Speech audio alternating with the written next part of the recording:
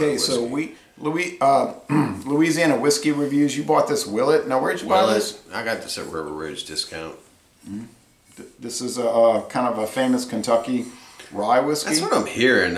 It's got like this line on the back. I don't know what that's all about. Maybe they sign it. Who knows? It's coming at 110 proof. It says it says on there straight rye whiskey. So. And you and I both are fans of the rye whiskeys. We like to try those. My collection is getting bigger.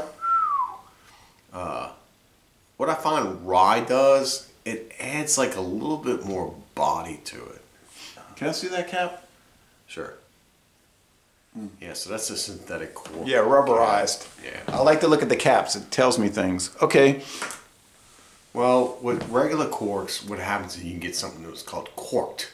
And what happens when it gets corked, it gets puts dry rotted in the inside of it. So yeah, the rubberized. Yeah, it's yeah. So we're gonna go ahead and try this in a little nice little glass. the Amore glasses. Yeah, I brought those to you.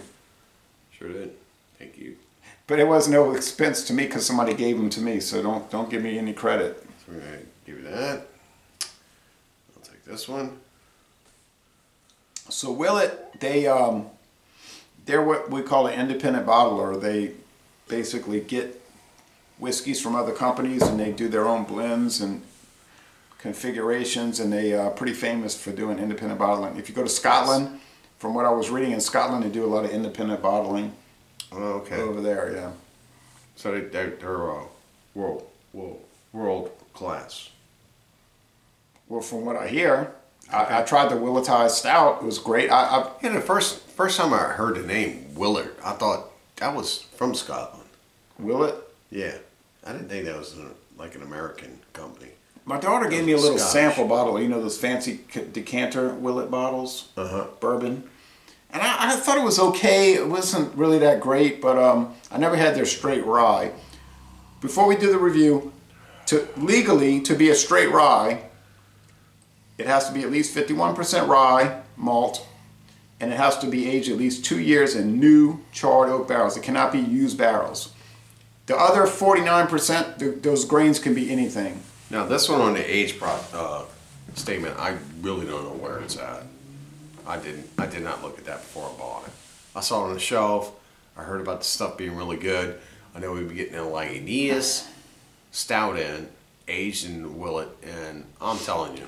Now they're saying they're not. If you find it, get it, enjoy it. Now they're saying they're not sourcing this. It's saying distilled, aged, and bottled by the Willett Distillery, Bardstown, Kentucky. Now I know a few years ago they started doing their own distilling, so this is in-house. Okay, let's not get crazy now. Put the cap on that. I see you're kind of going all over the place with the bottle. Meaning, like, if it gets dropped, nothing comes out. Yeah. Just saying. I'm not going to drop it. Well, we've done a couple of beer reviews, so. So it's 110 proof, aged in hand-selected white oak barrels for 4 years. There's your age statement. 4 years, hand-bottled at cask strength. And so you were saying earlier that it had to be 2 or 3 years aged? To be straight, rye has to be aged at least 2 years. So this is double aged. Double the requirement. Wow. So I'll tell you what. I'm expecting a really great taste off of this. You never seen those Jim Beam commercials where the girl's saying, like, she seems, James P. Madonna said, she looks like she's high, like she's been taking medicine. She's like, we age our bourbon for 4 long years, 2 years more than the required age.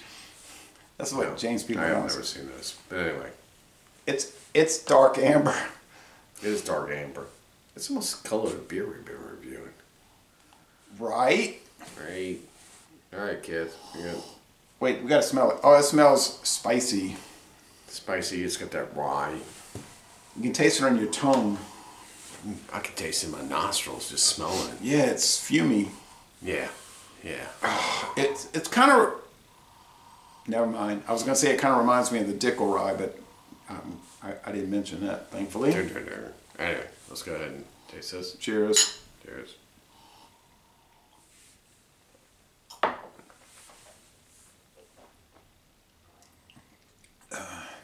Next rye I have in my house is the Old Overhaul. Wow, this is minty. If this was a cigarette, this would be a Newport. It's minty, and then it's got that licorice backbone going on. Actually, I've never had a Newport. That you would get from rye. It's like grainy and spicy and like a Reuben sandwich. You know what I mean? Like, right, but it's just so clean. It's just so refined. I'm not getting any kind of a off note with this. Well, I have to think about it. I can't just like immediately start scoring it.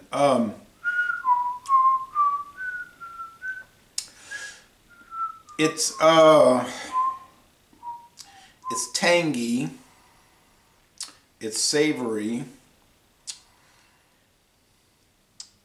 I don't know what the other grains are. I would assume probably some kind of malt whiskey and perhaps wheat whiskey and maybe corn. But like I said, the other 49% doesn't matter.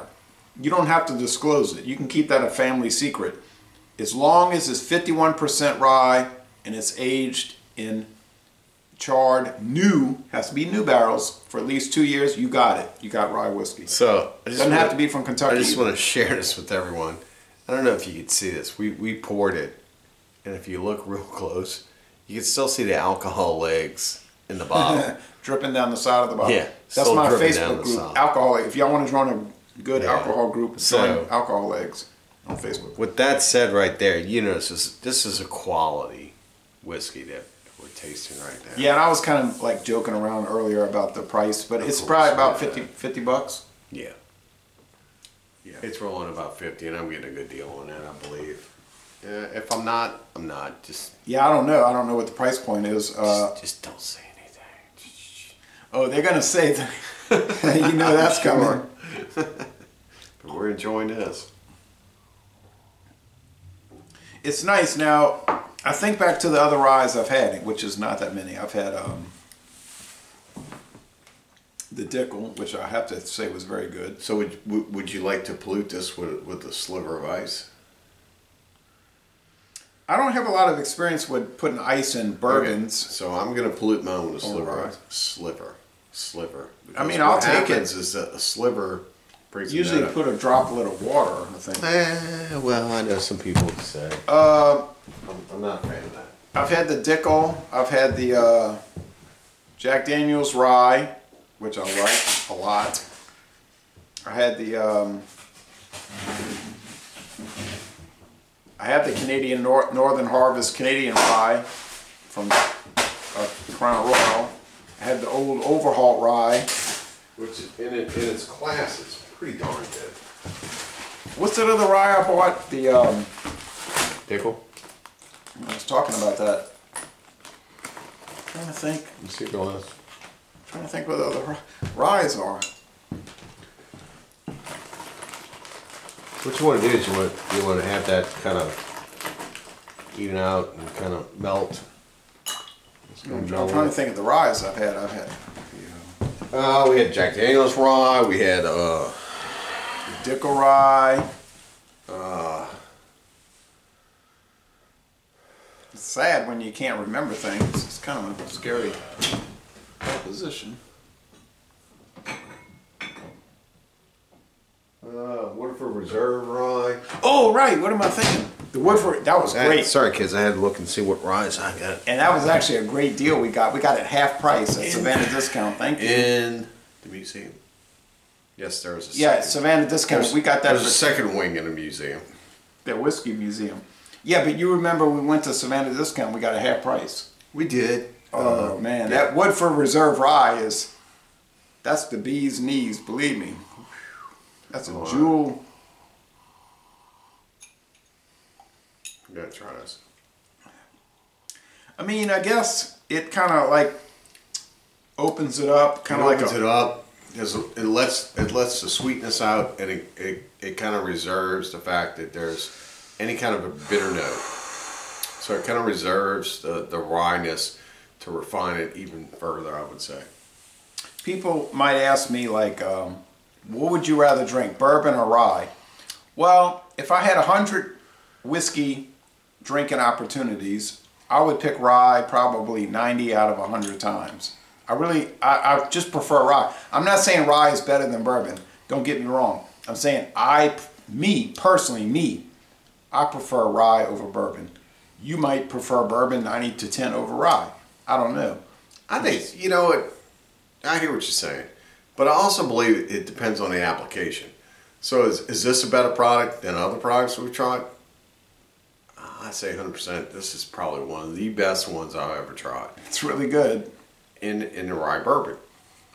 There's other bourbons I've tried. Yeah, rye whiskey. Don't use the word bourbon. Yeah. There's bourbons that people, run down. It's like, oh, you gotta get this, you gotta get that, and you try it, and it's like, why did I spend the money on this? Right? We've done some of those off camera. Yeah.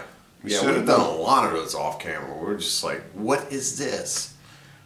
Really, what are you seeing in it? The hypeness that goes on. That's true. The same thing happens in the beer world. The hypeness that goes on.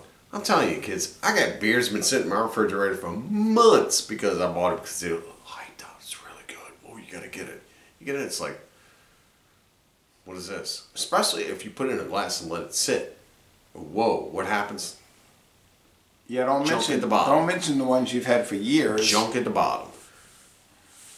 Don't mention the ones you had for years.